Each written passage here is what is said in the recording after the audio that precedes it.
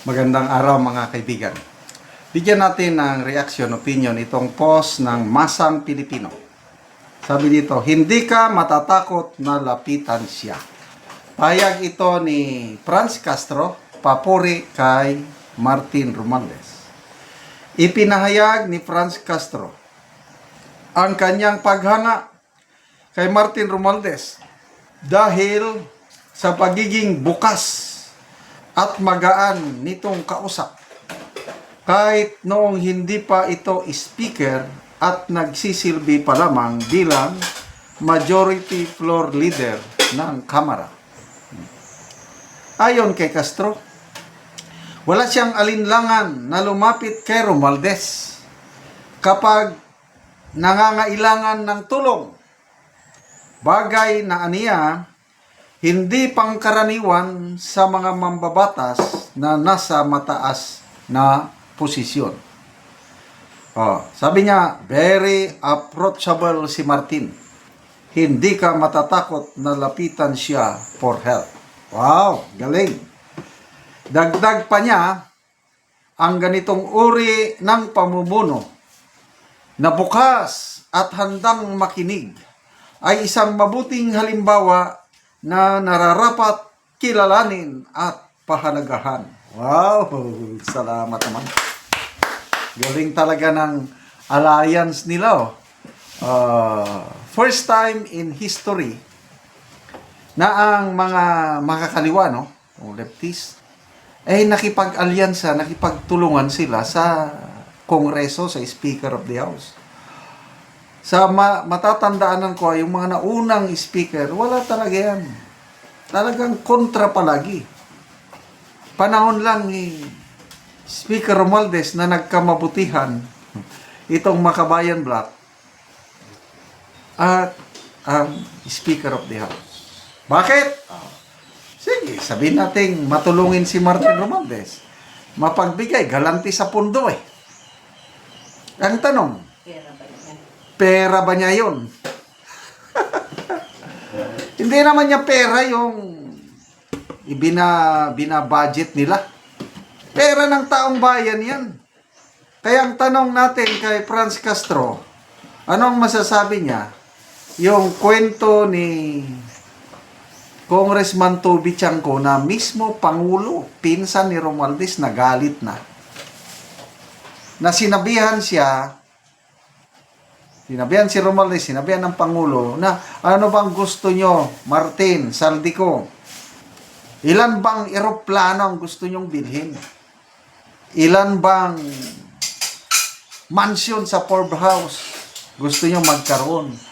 Ilan ba, caviar ba yun? Yung masarap kainin ba yung caviar? Hindi ko alam yun. Parang pagkain ata, caviar. Bakit wala kayong katagbawan sa Bisaya o contentment? Dami-dami niya ng pera. Gusto niyo pang magpayaman. Bakit niyo pinapakialaman ng pundo? Yung budget. Bakit niyo tinanggalan ng budget yung aking priority programs? Flagship programs na dapat makikinabang ang taong bayan. Ano yun? Subway. Yung train sa ilalim ng lupa para wala ng traffic. Ang sarap kayang sumakay ng train na dadaan sa subway. Nasubukan na namin mag-asawa. Bakasyon kami sa US, pasyal kami sa New York. Karamihan subway. Dadaan kami, malaking ilog. Yung train, doon na sa ilalim ng ilog o ilalim ng dagat. Hindi naman yung dagat na malaki, yung parang bay. Dumadaan talaga sa ilalim. Ganon, subway.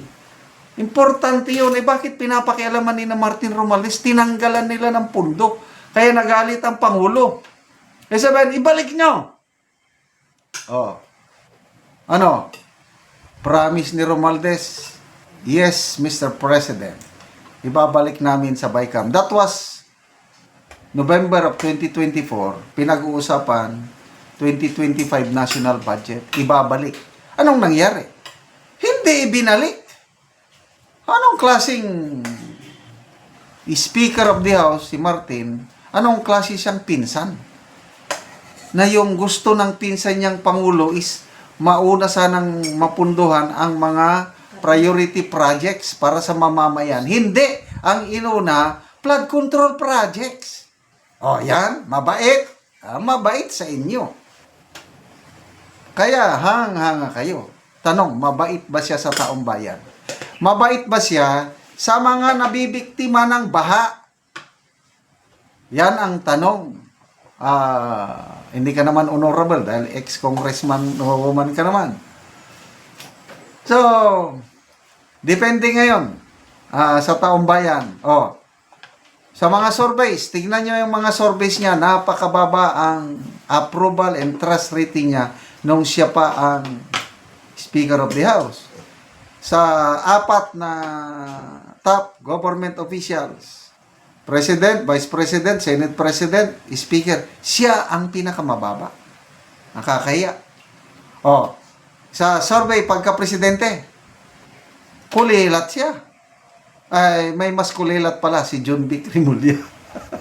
Nung isinama si John Vic sa Rimulya, si Martin Romualdez, sa survey, sa WR numero is 0.7. Si John Vic Rimulya, 0.2.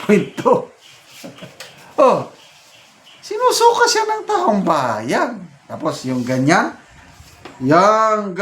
leader, ang ganitong uri ng pamumuno na bukas at handang makinig ay isang mabuting halimbawa na nararapat kilalanin at pahalagaan. Well, karapatan nyo yan na Miss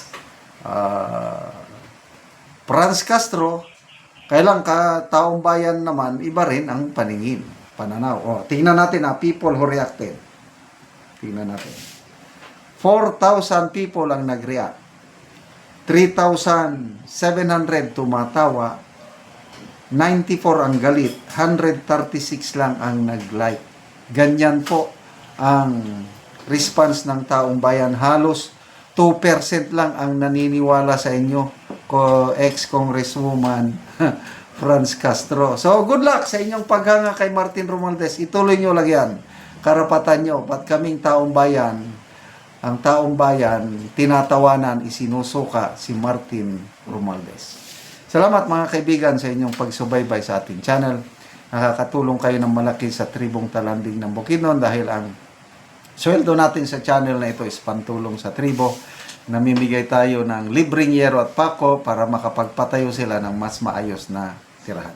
Panoorin nyo ang video na ito. Si ate ang natagaan og yero. Salamat yun. Migila sa iyo.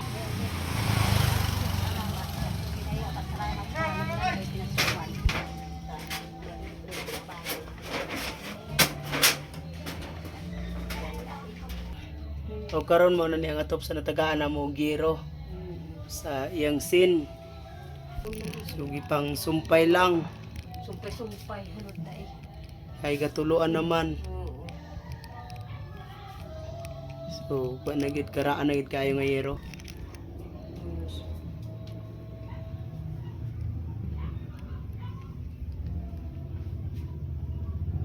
O karon ate, pila na ni katuig ang imong balay nga inaani na ang itsura, ipansumpay lang ang yero.